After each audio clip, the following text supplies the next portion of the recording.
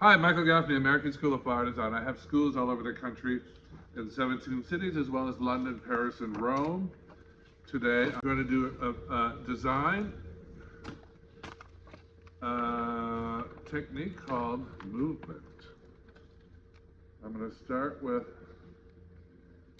some berry moving out in that direction.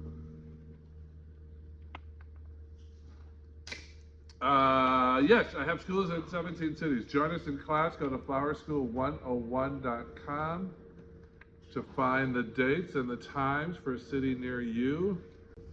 This is going to be very exciting. We're going to do big pieces like this, big structural pieces. I'm going to do one more linear horizontal move into my pot. Literally, I'm literally resting it on that pot because it's so heavy. That's what is called movement. I'm going to bounce it a little bit on the other side. It's a little there. So movement simply means all your material is going in one direction. I've got some tea leaves. You say tea leaves, I say tie leaves. Some people say tie leaves. I'm going to have these flowing underneath the movement. I've got some monstera leaves. I'm going to use monstera leaves to set the motion going in that direction. Also to create a base right here. I'll start with some birds and create my focal point.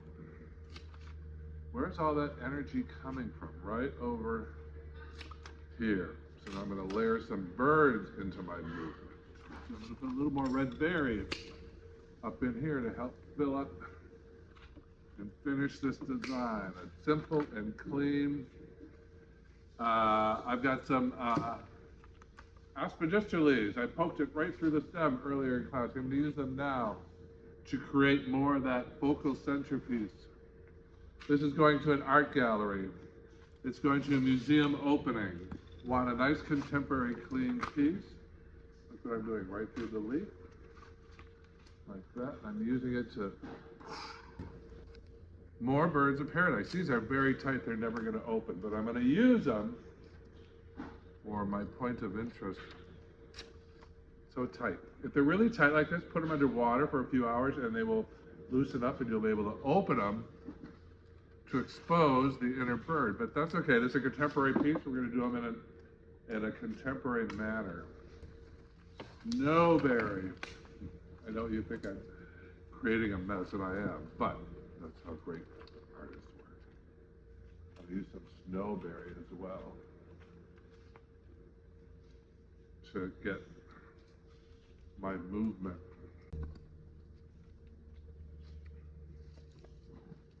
So chopping away. Flower classes, go to Flower School 101 if you want more information on the classes. My students do spectacular work. I have a very specific way of teaching. It's a formulaic design pattern. That's what I'm doing right now. I'm following math, science, and architecture.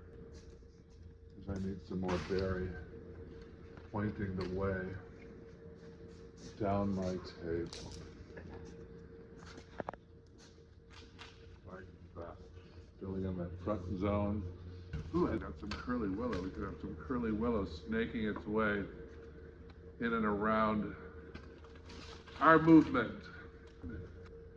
Oh, here we go. See that? A little bit of curly willow.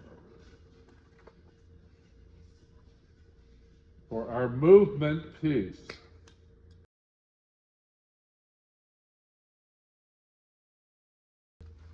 I think more aspidistra. We'll wrap it up.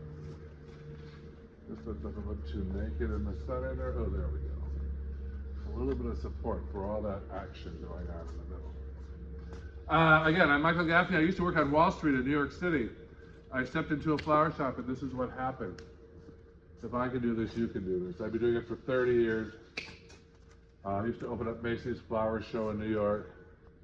I work for couturiers in New York. I work on movie sets in Los Angeles, weddings and events, of course.